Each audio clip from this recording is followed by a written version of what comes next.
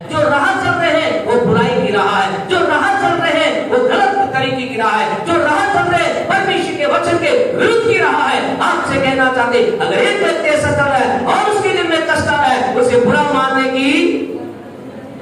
की जरूरत नहीं है। फिर वो आकर ये ना कहे, फिर ना तो परमेश्वर को ऐसा कहे, ना पास्टर साहब को कहे पास्टर साहब मेरे जीवन में बार बार बुरा होता क्यों है, बार बार मेरे जीवन में काम बिगड़ते क्यों है, बार बार मेरे काम के अंदर रुकावटें आती क्यों है। इसका दूसरा रीजन यहाँ बताया गया है। एक व्यक्ति के जीवन में कष्ट परेशानी का कारण ये है, पाप का दंड उसके जीवन के अंदर दिया जाता है। आज की सुबह आपसे कहना चाहते खुदा के लोगों, हमें अपने जीवन को जांचना है। तीसरा जो कारण है व्यक्ति के जीवन में जो पाप का जो जीवन के अंदर कष्ट आता है, परेशानी आती है। अय्यूब की पुस्तक उसका दूसरा अध्याय, अय्यूब की पुस्तक उसका दूसरा अध्याय अगर हम निकालेंगे, उसकी 7वें वचन को अगर हम पढ़ेंगे, यहाँ हम जानते हैं अय्यूब कौन था।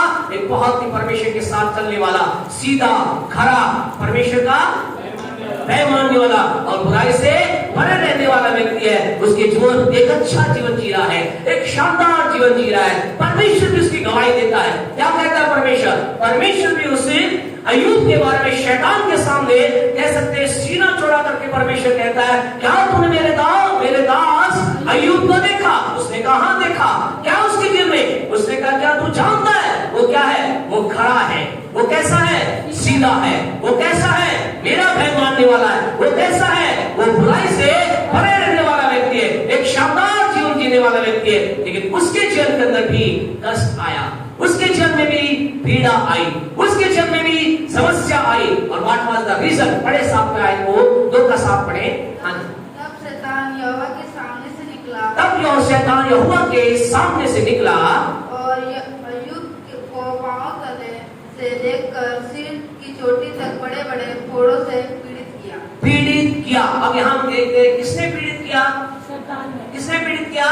शैतान ने। थर्ड रीजन कह रहे परमेश्वर को, तीसरा कारण व्यक्ति के जीवन में समस्या आती है, बीमारी आती है, कष्ट आती है, बिकॉज ऑफ सैटन। जो तीसरा जो कारण है जीवन में आता है शैतान की वजह से।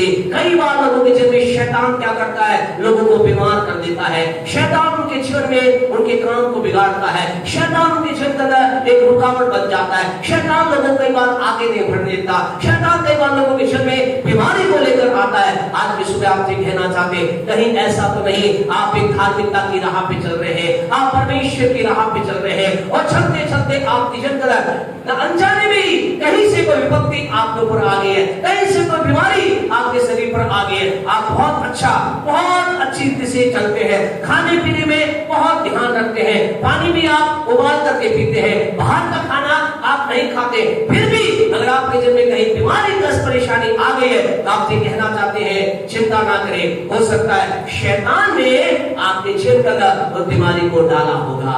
हो सकता है शैतान ने, ऐसा लिखा है अय्यूब 2:7 में, क्या हुआ? शैतान परमेश्वर के ऊपर से निकला और कहां गया? अय्यूब के पास गया। ऐसा लिखा है उसको पांव के तलवे से लेकर के और सिर की चोटी तक उसे क्या कर दिया? घावों से पीड़ित कर दिया, घावों से भर दिया। आपसे कहना चाहते शैतान कई बार मनुष्य की जब ऐसा करता है उसे इतना अधिक बीमार कर देता है, उसके पांव से लेकर सिर तक इतनी बीमारी में डाल देता है, इतना अधिक भयंकर बीमारी के अंदर कई बार शैतान लोगों को डाल देता है और लोग सोचते हैं ये मेरे जीवन में क्या हो रहा है। लेकिन आज भी सुबह आपसे कहना चाहते हैं एनालाइज, चेक और अपने जीवन के ऊपर ध्यान दें। आपके जीवन में कैसा तो नहीं, कहीं शैतान ने आपकी बीमारी को नहीं डाला है, कहीं शैतान ने आपकी जीवन बीमारी को लेकर के नहीं आया। अगर ऐसा है तो हमने आपको आगे हमारा जो पॉइंट है उसके ऊपर हम आएंगे, आपसे बात करेंगे हमें क्या करना है। लेकिन अभी हम बात कर रहे हैं कष्ट क्यों आता है, परेशानी क्यों आती है, हमारे जीवन में पीड़ाएं क्यों आती है। थर्ड रीजन, हम तीसरे कारण पर चले। ये बहुत ही महत्वपूर्ण एक ऐसा कारण है जिसे कई लोग नहीं समझते हैं। कई लोग इस बात को नहीं जानते हैं कि इस कारण से भी समस्या आ सकती है। क्या?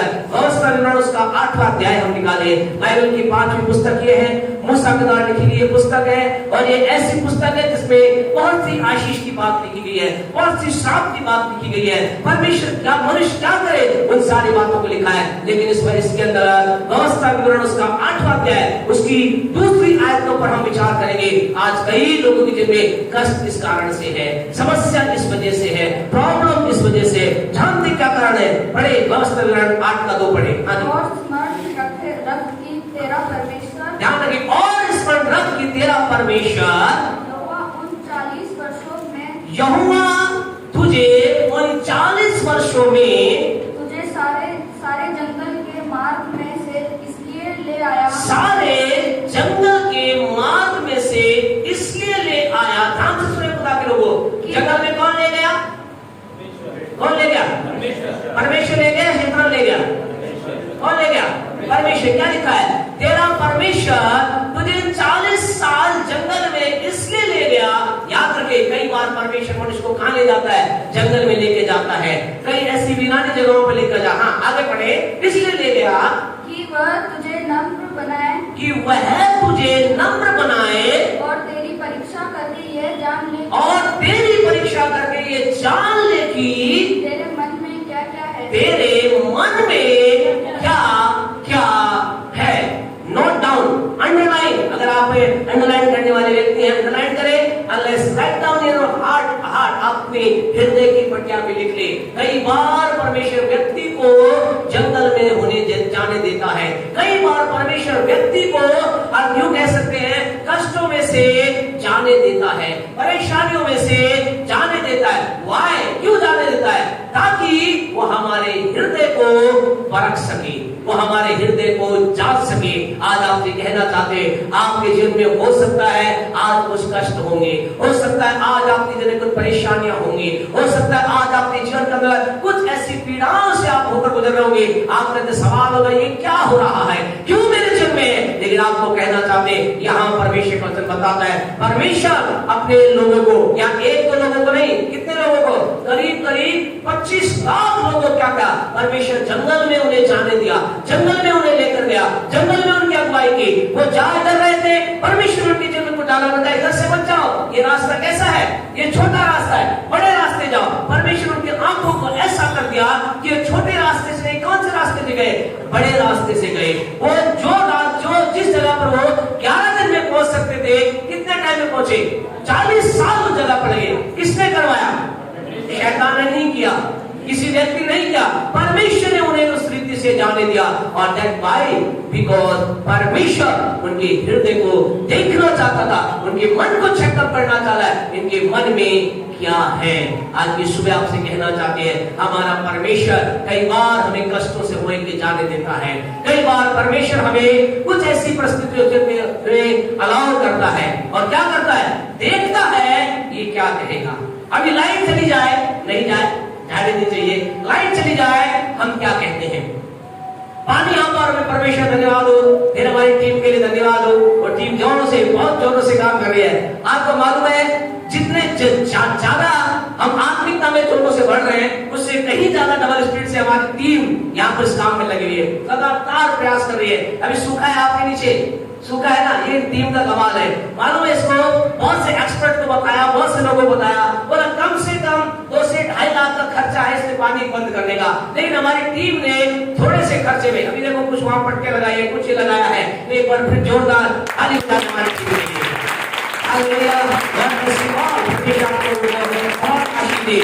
लगातार कोशिश कर रहे हैं, लगातार कोशिश करें कुछ ऐसा हो। लेकिन पहले गीले में भी हमने आराधना की है। कई लोग थे जो उस समय भी कई बार बोलते थे, बस सब क्या है, गीला है, हमें पानी में आना पड़ता है, हम यहाँ बैठ नहीं सकते हैं। लेकिन शादी में वो बड़ी बरसात में चले जाएंगे, है ना, कहीं भी चले जाएंगे। चर्च में उन्हें कई बार कई लोगों को दिक्कत आती है। हम ऐसा नहीं कहते चर्च ऐसा होना चाहिए, याद रखिए चर्च सुपर आ रहा है, सुपर आ रहा है। हम सुपर कर रहे हैं खुदा के लोगों, आपसे कहना चाहते हैं, आप सच में आ रहा है, लेकिन आत्मिक क्षेत्र में हम कुछ अद्भुत कार्य को होता देख रहे हैं, आत्मिकता में कुछ नए नए लेवल को बढ़ाव देख रहे हैं। अभी आपने देखा यहाँ परमेश्वर के अनुग्रह से ड्रम का यहाँ प्रबंध किया, मैं बहुत लंबे समय इच्छा थी, प्रभु ने दिया, और हमने पास्टर साहब से बात की, कहा पास्टर साहब सेकंड हैंड चलेगा। उन्होंने कहा, देखा, कई प्रकार के देखे, इतना इतना इतना, बोला यार एक मिला जो काशगर दिख रहा है नया जैसा है। उन्होंने कहा मेरी इच्छा है नया जैसा नहीं, नया लिया जाए। हमने कहा पैसा एग्री है आपके साथ, आप तो जाओ, चिंता ना करो क्या होगा। और परमेश्वर का धन्यवाद देते हैं, परमेश्वर ने अद्भुत इस चीज का प्रबंध किया, हालेलुया। और हमारा खुदा अद्भुत है, और आपको मालूम है इस अद्भुत के पीछे और एक अद्भुत है। ये जो बिटिया बजा रही है, कैसा बजाया, हालेलुया, कैसा बजाया। परमेश्वर का धन्यवाद देते हैं, ये अपने लाइफ के अंदर फर्स्ट टाइम बजा रही है। कोई ट्रेनिंग कोर्स नहीं किया, अद्भुत कार्य किया और फिर विचार था होगा तो क्या होगा। परमेश्वर धन्यवाद बिटिया, नामी को प्रभु ने को तैयार किया, तो तालियां बजाएंगे बच्चों के लिए।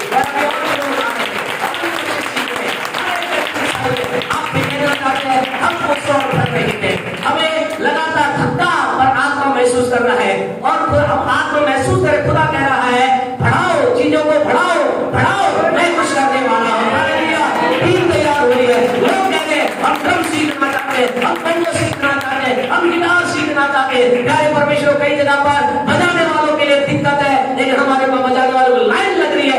इसका मतलब क्वायर बढ़ने जा रही है और क्वायर बढ़ेगी, क्षेत्र बढ़ेगा, क्षेत्र बढ़ेगा, जगह बढ़ेगी और ये सब बातें बताते हैं हमारा परमेश्वर काम कर रहा है, हमारा गॉड इज वर्किंग, हमारा परमेश्वर काम कर रहा है। उस परमेश्वर के नाम की तारीफ हो।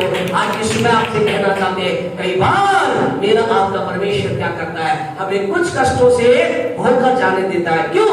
क्योंकि एक वचन हम पढ़े प्यारे परमेश्वर लोगों, रोमियो की पत्री उसका 11वां अध्याय, रोमियो की पत्री उसका 11वां अध्याय निकाले और उसकी 33 वर्ष को पढ़े। रोमियो 11 का 33 पढ़े, 33 पढ़े, क्या लिखा है?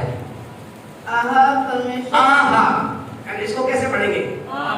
कैसे पढ़ेंगे? कैसे पढ़ेंगे? आहा, कैसे? आहा, आहा, ये किसके बारे में बात है? ये खुदा की बुद्धि के बारे में बात है। क्या है? पढ़े राजू बेटा, हाँ पढ़े बेटा। आहा, आहा परमेश्वर का धन और बुद्धि और ज्ञान क्या ही गंभीर है। हाँ, परमेश्वर के बुद्धि, ज्ञान और धन क्या ही गंभीर है। उसके विचार कैसे अथाह और उसके मार्ग कैसे अगम। उसके विचार कैसे अथाह और उसके मार्ग कैसे अगम है। हालेलुया, आपसे कहना चाहते हैं खुदा के लोगों, हम जब इस पॉइंट तीसरे पॉइंट पर विचार कर रहे हैं, हमारा परमेश्वर कई बार हमें कष्टों में लेकर के जाता है क्योंकि वो हमारे हृदय को जांचना चाहता है। इसके पीछे क्या है? परमेश्वर की बुद्धि काम करती है। परमेश्वर जब कहता है आहा, उसकी बुद्धि कैसी अगम है, उसके ज्ञान कैसे है। परमेश्वर का पवित्र वचन कहता है कि हमारे परमेश्वर के विचार कैसे हैं? कैसे हैं? क्या लिखा है? हमारे परमेश्वर के विचार अथाह है। अथाह है क्या मतलब? जिनकी था नहीं है। आप जिस परमेश्वर की आराधना करते हैं, मैं जिस परमेश्वर की आराधना करता हूं, उसके विचार अथाह है। उसके बारे में लिखा, उसके मार्ग कैसे है? उसके मार्ग अगम है। उसकी बुद्धि के बारे में, ज्ञान के बारे में क्या लिखा गया है? उसकी बुद्धि, उसके ज्ञान कैसे गंभीर है। आपसे कहना चाहते हैं ऐसा हमारा परमेश्वर है और उसकी बुद्धि को हम अपनी छोटी सी बुद्धि से जान ले सकते हैं। उसके मार्ग कैसे हैं? कैसे हैं? उसके मार्ग कैसे हैं? अगम है। और उसके विचार कैसे हैं? अथाह है। आपसे कहना चाहते हैं उसके विचारों को हम अपनी बुद्धि से समझ नहीं पाते हैं और वो परमेश्वर क्या करता है? कुछ ऐसे काम करता है जिसे हम समझ नहीं पाते हैं। वो कई बार हमें ऐसी जगहों पर जाने का अलाउ करता है, ऐसी परिस्थितियों से होकर जाने का अलाउ करता है, ऐसे आप कह सकते हैं आग में से जाना अलाउ करता है, कई बार रेगिस्तान में से जाना अलाउ करता है, कई बार कुछ बीमारियों में से जाना अलाउ करता है, कई बार छोटे किराए के मकान में से जाना अलाउ करता है, कई बार छोटे बिजनेस में जाना अलाउ करता है। इसके पीछे रीजन ये है, परमेश्वर देखना चाहता है हमारे मन में, हमारे हृदय में क्या है, हम उस समय के अंतर्गत हमारे अंदर क्या चल रहा है। प्रभु के वचन के 11 के 11 को आप पढ़ोगे, अगर रोमियो 11 के 11 पढ़ोगे आपको पता चलेगा परमेश्वर किस रीति से काम करता है, उसकी बुद्धि किस रीति से काम करती है, उसके ज्ञान कैसे काम करते हैं। पढ़े रोमियो 11 का 11। अतः मैं कहता हूँ, हाँ जी, क्या उन्होंने इसलिए ठोकर खाई, हाँ जी, गिर पड़े? हाँ, कदाचित नहीं, कदाचित नहीं, परंतु उसके गिरने के कारण, उनके गिरने के कारण अन्य जातियों को उद्धार मिला। अन्य जातियों को उद्धार मिला। आप घर जाकर से रोमियो 11 अध्याय को पढ़ना, यहाँ परमेश्वर की एक अद्भुत योजना देखते हैं। परमेश्वर का पूरा ध्यान किस पर था? इस्राएल लोगों पर था। परमेश्वर चाहता है ये जाति आशीष प्राप्त करे, परमेश्वर चाहता है जाति अनुग्रह प्राप्त करे, परमेश्वर चाहता है जाति उन्नति को प्राप्त करे, परमेश्वर चाहता है जाति आगे बढ़े। लेकिन क्या हुआ? इन्होंने गलत किया, ये परमेश्वर की राह से फिर गए, ये परमेश्वर की राह से दूर चले गए। अब परमेश्वर क्या करे? परमेश्वर के मैं क्या करूं? मेरे मन में क्या है? बहुत से विचार है, मेरे पास क्या है? बड़ी बड़ी योजना है, मेरे पास क्या है? बड़ी बड़ी आशीष है। मैं मानव जाति को आशीष देना चाहता हूं, लेकिन जिसको पर मैं आशीष देना चाहता हूं वो तो क्या हो गए? वो तो बिगड़ गए हैं, उन्होंने गलत काम किया, परमेश्वर मुड़ा और किधर गया? परमेश्वर मुड़ा और किसकी ओर गया? अन्य जाति ओर गया, आपकी और मेरी ओर गया। और उसने क्या किया? हमें ब्लेस करना चालू किया, आपको ब्लेस करना चालू किया। जो इस्राएल नहीं थे, अगर इस 11वें अध्याय को पढ़ोगे ऐसा लिखा है, परमेश्वर कहता है मैं एक जाति के प्रति जिसके ओर चाहे 24 घंटे हर समय हाथ फैलाता रहा, उसने मुझे नहीं जाना, लेकिन जो मुझे नहीं जानते थे उन्होंने मुझे जान लिया। मैंने उन पर अनुग्रह किया, मैंने उन पर दया की, मैंने उन पर सत्कार किया और उन्होंने मेरे अनुग्रह को स्वीकार किया और वो आशीषित हो गए। और जब इस आशीष के पीछे क्या हुआ? वो इस्राएली जो लोग थे, परमेश्वर के लोग थे, उन्होंने देखा ये लोग आशीष पा रहे, उनके मन में क्या उत्पन्न हुई? जलन उत्पन्न हुई। उन्होंने ये कैसे आशीष पाए? और ऐसा लिखा है उनके जलन के कारण वो भी खुदा के लौट के आ गए और वो भी आशीष पाने लगे। आपसे कहना चाहते हैं उसके बाद परमेश्वर का वचन पूरा हुआ, जो कि रोमियो 11:29 में लिखा गया है, परमेश्वर अपने वरदान और बुलाहट से कभी पीछे नहीं हटता। परमेश्वर की योजना ये थी, आज इस्राएल आशीष पाए, लेकिन उसकी आशीष के साथ लोग आशीष पाने लगे। इस्राएल दूर चला गया, परमेश्वर के मन को कठोर कर दिया, परमेश्वर की आंखों का अंधा कर दिया। परमेश्वर ने कहा ये मेरे काम को नहीं देख पाएंगे, लेकिन अन्य जाति लोग विश्वास से मेरे काम को देख पाएंगे और वो आशीषित होंगे। और इसी बात को पौलुस 11:14 में कहता है। क्या कहता है रोमियो 11:14 में? और रोमियो 11:14 में पौलुस कहता है मैं चाहता हूं, मैंने योजना बना ली है, मैं क्या करूं? मैं किसी रीति से अन्य जातियों तक जाऊं, उनके जीवन में आशीष आ जाए, ताकि उनकी आशीष को देखकर मेरे लोग जो मेरे हैं, जो कि परमेश्वर के हैं, उनके मन में जलन हो जाए और वो जलन के कारण वो भी इनकी आशीष को देख करके जलन की वजह से परमेश्वर के साथ जुड़ जाए। ये परमेश्वर का प्लान है। जोरदार ताली बजाएं खुदा के लिए। हालेलुया। आपसे कहना चाहते हैं ये हमारे परमेश्वर की बुद्धि है, ये हमारे परमेश्वर ज्ञान है। और आज की सुबह आपसे कहना चाहते हैं हो सकता है आप you are going into the part of that plan of God. आप परमेश्वर की योजना के एक हिस्से होंगे और आज आप जंगल की अवस्था में होंगे, आज आप एक सुनसान अवस्था में होंगे, आज आप एक सुखी अवस्था में होंगे। आप कहेंगे क्यों? मेरे जीवन में ये है, इसका